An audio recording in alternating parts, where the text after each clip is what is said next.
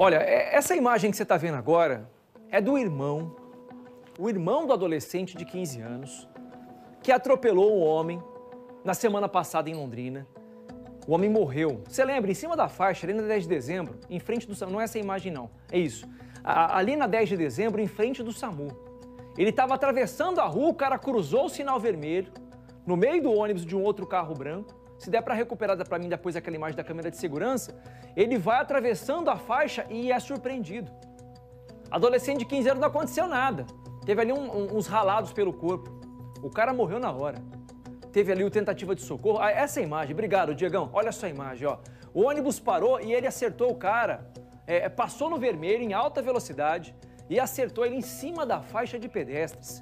O seu Zildo, infelizmente, não resistiu. 50 anos. Mostramos aqui o velório, o enterro, a dor da família e o pedido por justiça. E o Wesley foi acompanhar hoje a retirada dessa moto do Detran. Até porque, né, Wesley, no dia em que ocorreu o acidente, falaram lá, os familiares disseram que ele pegou a moto escondida, mas tinha foto na rede social dele puxando grau com a moto, enfim. Muitas inconsistências nessa história contada para a polícia. Qual a novidade que você traz nesse caso aqui pra gente, Wesley? Essa é a informação apresentada pela família, versão então da família do adolescente, é que ele saiu de casa escondido com a moto do irmão e depois então atropelou o Zildo na Avenida 10 de Dezembro. Hoje pela manhã, agora há poucos minutos, o proprietário da moto, que é o irmão do adolescente, foi até o pátio do Detran, retirou essa moto que estava apreendida, preferiu não falar com a imprensa, saiu do local sem conceder entrevistas, mas ele retirou a moto do pátio do Detran. Outra informação nova neste caso, Parra, conversei agora há pouco com o advogado Arthur Lopes. Ele que está representando o adolescente, é o advogado de defesa desse adolescente. Ele informou que ontem, então, o adolescente e o pai dele prestaram depoimento à Polícia Civil. Eu questionei o advogado se ele poderia conceder uma entrevista para dar mais detalhes sobre este depoimento que foi concedido à Polícia Civil. Ele disse que, por conta de um combinado com a família, um acordo, ele não vai conceder entrevista neste momento.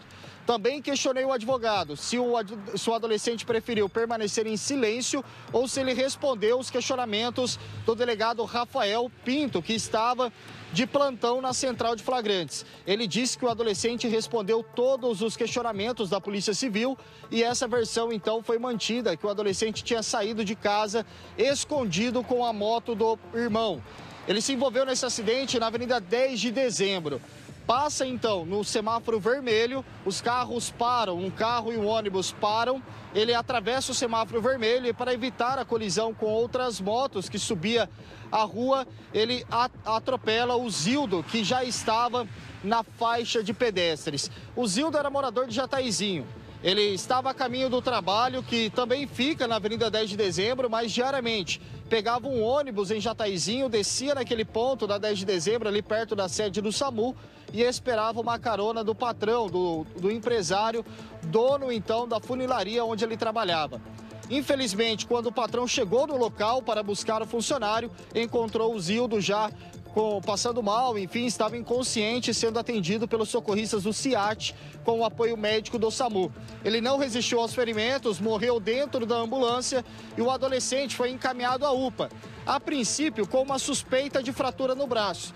Segundo o advogado de defesa, essa suspeita foi confirmada depois. Ele precisou passar por uma cirurgia na sexta-feira e foi liberado. Recebeu alta médica no sábado, mas já está se recuperando em casa, já recebeu alta médica. Ele já prestou depoimento à polícia.